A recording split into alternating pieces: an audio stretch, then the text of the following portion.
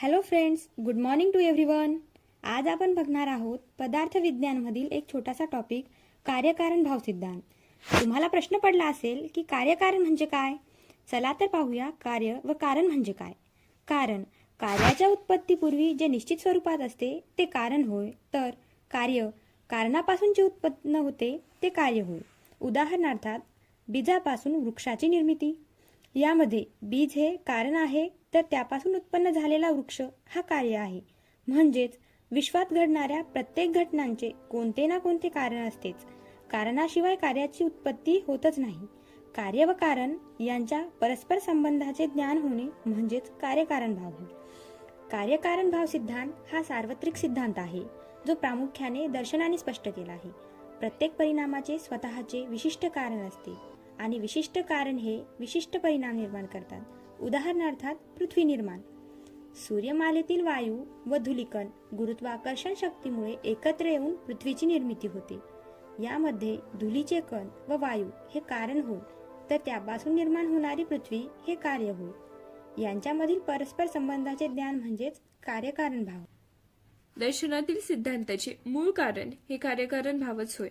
विविध दर्शनकारांनी त्यांच्या वादातून कार्यकारण भाव सिद्धांत स्पष्ट केला आहे. जसे सांख्यांचा सत्कार्यवाद व परिणामवाद, न्याय व वैशेषिकांचा आरंभवाद किंवा असत्कार्यवाद, आचार्य चरकांचा स्वभाव परमवाद.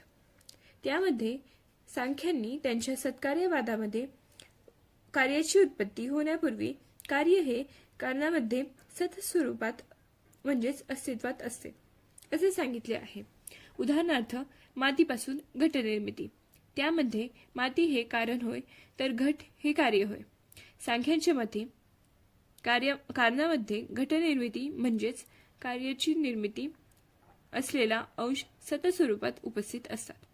तसेच न्याय व वैशेषिक दर्शनकारांनी त्यांच्या असत्कार्यवादातून कारणापासून कार्याची उत्पत्ती होत असताना कार्य हे कारणापेक्षा भिन्न स्वरूपाचे असते असे सांगितले आहे. उदाहरणार्थ तंतूपासून पटाची उत्पत्ती, म्हणजेच तंतू या कारणापासून पट हे कार्य उत्पन्न होते, परंतु त्यामध्ये स्वरूप भेद, आकार भेद, उपयोग भेद इत्यादी भेद दिसून येतात. आयुर्वेदातही कार्यकारण भावाची उपयोगिता दिसून येते. जसे स्वास्थ्यवृत्ताचे पालन केल्याने स्वास्थ्याचे रक्षण होते, तसेच चिकित्सा चतुष्पाद हे व्याधीनाशाचे कारण आहे. म्हणजेच वैद्य या कारणाद्वारे व्याधी या कार्याचा नाश होतो. अशा प्रकारे कार्यकारण भाव या सिद्धांतांची उपयोगिता आहे.